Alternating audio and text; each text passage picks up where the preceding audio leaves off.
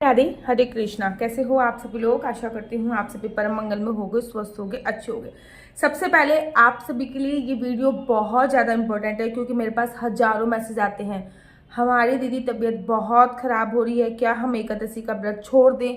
दीदी मेरी तबीयत इतनी ज़्यादा ख़राब थी, मैंने एकादशी का व्रत छोड़ दिया। दीदी मेरे दिमाग से ही उतर गया और मैं एकादशी का व्रत नहीं रख पाई। दीदी आज पूर्णमासी थी, मुझे पता ही नहीं चला। दीदी मैंने गलती से एकादशी पर या फिर किसी भी व्रत में ये खा लिया, मेरा व्रत टूट गया। आप लोगों के साथ हम लोग गृहस्थ जीवन में है, कलयुग है और हम लोग पारिवारिक जीवन में अर्थात गृहस्थ जीवन में है। आपकी मेरे साथ ये घटनाएं घटित होती है। ऐसा नहीं है कि आप ही के साथ ये घटना घटित होती है, मेरे साथ भी ये घटना कभी कभी घटित होती ही होती है। तो आज की वीडियो इसी पे आधारित है कि आखिर जब आपका कोई व्रत टूट जाता है, गलती से उपवास छूट गया है, गलती से आपने कुछ खा लिया है, तो उसके दोष निवारण के लिए आपको क्या करना चाहिए। आप लोगों को पता है कि मार्गशीर्ष का महीना कितना पावन पवित्र है। मार्गशीर्ष के महीने में की गई पूजा अर्चना वंदना का अपना विशेष महत्व होता है। ये जो मार्गशीर्ष का महीना है ना, इसमें आप जो भी पूजा करते हो ये डायरेक्ट भगवान विष्णु को समर्पित होती है। और भगवान ने स्वयं बोला है, पेड़ों में पीपल मैं ही हूँ, नदियों में गंगा मैं ही हूँ और मासों में मार्गशीर्ष मैं ही हूँ। तो सोचिए ये महीना कितना ज़्यादा इम्पोर्टेंट होगा। और इस महीने की शुक्ल पक्ष की जो द्वादशी आती है, इसको अखंड द्वादशी कहते हैं। अखंड द्वादशी इसको इसलिए बोलते हैं क्योंकि इस द्वादशी का व्रत रखने से, अच्छा इसमें जो आपको व्रत रखना होता है वो केवल सूर्यास्त तक व्रत रखा जाता है, जिसको नित्य व्रत भी कहते हैं, ठीक है ना। ये केवल सूर्यास्त तक रखा जाता है, इसमें पूरे दिन का व्रत नहीं, पूरे दिन का तो व्रत होगा। जैसे ही सूर्यास्त हो जाता है वैसे ही आप इस व्रत को विश्राम कर सकते हैं, जिसको नक्त व्रत के नाम से संबोधित किया जाता है। तो ये अखंड द्वादशी होती है। अब अखंड द्वादशी कहते हैं जिसका भी किसी भी प्रकार का कोई भी व्रत किसी भी टाइम में खंडित हो गया है। तो अग्नि पुराण और स्कंद पुराण में इसका वर्णन है।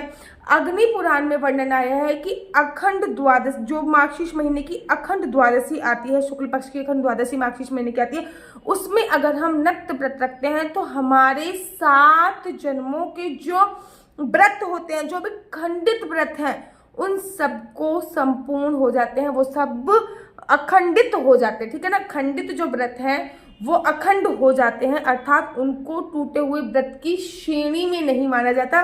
कुल मिलाकर अगर मैं आम भाषा में बोलूँ ना, तो जो व्रत टूट गए हैं उनको जोड़ने का काम ये वाली एकादशी और ये वाली जो द्वादशी है, ये वाली द्वादशी करती है। ये बहुत इंपॉर्टेंट द्वादशी होती है। ये अग्नि पुराण में 7 जन्मों का वर्णन है। वहीं पे अगर मैं बात करूं स्कंद पुराण की, तो स्कंद पुराण में 100 जन्मों का वर्णन है, ठीक है ना।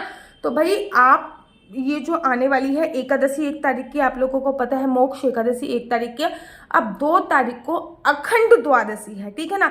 अब ऐसा नहीं है कि ये भैया महाद्वादशी है, एकादशी का व्रत ना कर कर इसका व्रत रखो। भैया एकादशी का तो रखना ही रखना है। ये जो एकादशी है ये मोक्षदा एकादशी, इसका व्रत तो रखना ही रखना है। लेकिन पूरे साल भर में कभी ना कभी आपके साथ ये जरूर होता होगा कि आपके पीरियड्स की वजह से या फिर किसी भी प्रॉब्लम की वजह से आपके जो व्रत है वो खंडित हो जाते होंगे। अगर आपका कोई भी व्रत कभी भी खंडित हुआ है तो आप अखंड द्वादशी का व्रत रखकर, और बड़ा सिंपल व्रत है, सुबह उठिए, स्नान कीजिए, वस्त्र पहनिए, भगवान का दीप प्रज्वलित कीजिए, संकल्प लीजिए। संकल्प आप इसमें चावल से ले सकते हैं क्योंकि द्वादशी पे चावल की खाने की, चावल से संकल्प की, चावल की बहुत मेहनत होती है। तो चावल संकल्प लीजिए, ओम श्री विष्णु श्री विष्णु श्री विष्णु, मेरा नाम आशु चौहान है, मेरा गोत्र केम लक्ष्य, मेरा निवास स्थान श्रीधाम वृंदावन है। आज मैं पूरी विधि विधान से अखंड द्वादशी का व्रत कर रही हूँ। यह व्रत मैं सूर्यास्त तक करूंगी। भगवान श्री हरि विष्णु मेरे अभी तक के 7 जन्मों तक के जो भी पाप में हुए हैं, जो भी व्रत खंडित हुए हैं जाने अनजाने में, भगवान विष्णु वो सब पूर्ण करें। तो ऐसे करके आप संकल्प लीजिए। और ये जो चावल है ये पक्षियों वगैरह में आप लोग डाल सकते हैं। संकल्प लेने के बाद जिस भी देवी देवता को आप मानते हैं उसके नाम का आप लोग पूजा अर्चना वंदना कीजिए, आरती कीजिए।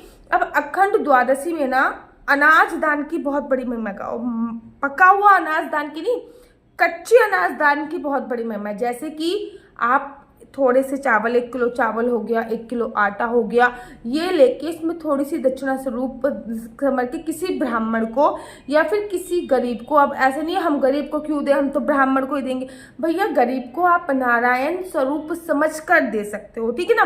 तो किसी गरीब को जरूर दीजिए, क्योंकि अखंड द्वादशी पर सूखा अनाज दान करने की बहुत बहुत बहुत बड़ी महिमा हो रखी है।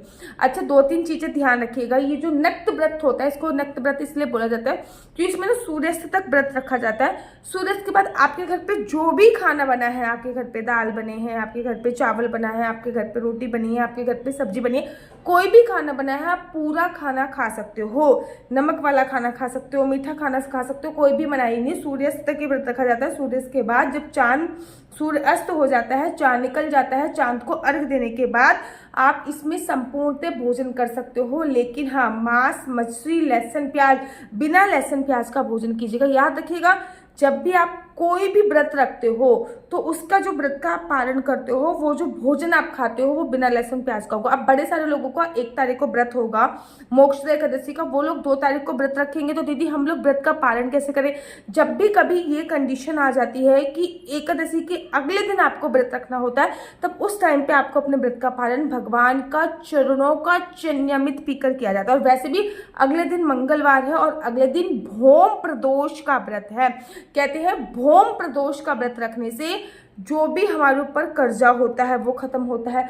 भौम, जैसे कि अगर सोमवार को आता है प्रदोष तो सोम प्रदोष होता है, बुधवार को आता है तो बुध प्रदोष होता है। ऐसे ही अगर ये मंगलवार को आया है तो इसको भौम प्रदोष बोलते हैं। भौम प्रदोष का व्रत रखने से आपको कर्जा मुक्ति हो गई। लक्ष्मी माता की प्रशंसा के लिए भौम प्रदोष का व्रत रखा जाता है। अगर आप प्रदोष का व्रत नहीं रखते तो डेफिनेटली बात है आपका एकादशी का व्रत तो होगा, तो आप भगवान का चरणों का नियमित पी के अपने व्रत का पालन कीजिए। उसके बाद दोबारा से संकल्प लेकर आप ये जो अखंड द्वादशी है इसका व्रत कीजिए। इस व्रत में सुबह सुबह आराम से दूध वगैरह, फल वगैरह इत्यादि ले सकते हैं और शाम के बाद आप संपूर्ण भोजन बिना लहसुन प्याज का खा सकते हैं। याद रखिए, ये जो द्वादशी है ये इंपॉर्टेंट द्वादशी है।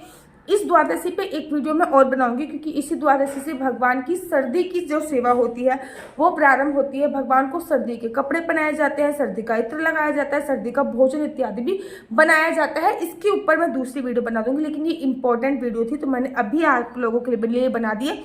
नीचे मेरा नंबर दिया हुआ है, मेरा नंबर है 492-20-25-65। I repeat again, 492-20-25-65। आपका बच्चा जॉब करेगा या बिजनेस करेगा? बिजनेस करेगा तो किस फील्ड में बिजनेस करेगा? जॉब करेगा तो किस सेक्टर में जॉब करेगा? क्या है आपके बच्चे का लकी नंबर? क्या है आपके बच्चे का लकी कलर? क्या कुंडली में राजयोग है या नहीं? कुंडली में संतान प्राप्ति का योग है या नहीं? विदेश जाने की कितने % संभावना है? मैरिज लाइफ अच्छी नहीं चल रही है? शादीशुदा जिंदगी में कोई परेशानी है? लव मैरिज होगी, अरेंज मैरिज होगी? सरकारी नौकरी लगने की कितने % संभावना है? बिजनेस चलते चलते रुक गया? तो ये सभी जानकारी मैं आपको कुंडली के माध्यम से प्राप्त कराती हूँ। याद रखिए, कुंडली देखना बिल्कुल भी फ्री नहीं है। कुंडली देखने के थोड़े से चार्जेस, और इस नंबर पर मुझसे किसी भी प्रकार से कोई भी क्वेश्चन आंसर पूछने के लिए फोन मत कीजिएगा बच्चों। ये नंबर मात्र और मात्र मैंने कुंडली दिखाने के लिए दिया हुआ है। राधे राधे, हरे कृष्णा। तो यहाँ पे हम आप लोगों के लिए लेके आए हैं असली तुलसी माला। विभिन्न प्रकार की हमारे पास असली तुलसी माला है। 30 रुपए से प्रारंभ होकर हमारे पास 1100 रुपए तक की तुलसी माला है। जप माला है, गले में पहनने वाली तुलसी माला है, 1 राउंड की तुलसी माला है, 2 राउंड की तुलसी माला है, 10 साल तक चलने वाली तुलसी माला है, और डबल राउंड की तुलसी माला है, 3 राउंड की तुलसी माला है, गांठ वाली जपने वाली माला है, बिना गांठ की जपने वाली माला है, राधा नाम के लॉकेट वाली माला है, और लैब सर्टिफिकेट द्वारा प्रमाणित तुलसी माला है, जिसमें हम आपको लैब का सर्टिफिकेट देंगे कि ये असली है या नकली है। बहुत सारी तुलसी मालाएं हम आपके लिए लेके आए हैं। न केवल हम आपके लिए तुलसी माला का कलेक्शन लेके आए हैं, अपितु लड्डू गोपाल की असली तुलसी माला जिसपे राधा नाम का लॉकेट है, लड्डू गोपाल के लिए वैजंती माला, लड्डू गोपाल के लिए चंदन माला भी हम लोगों के लिए लेके आए हैं।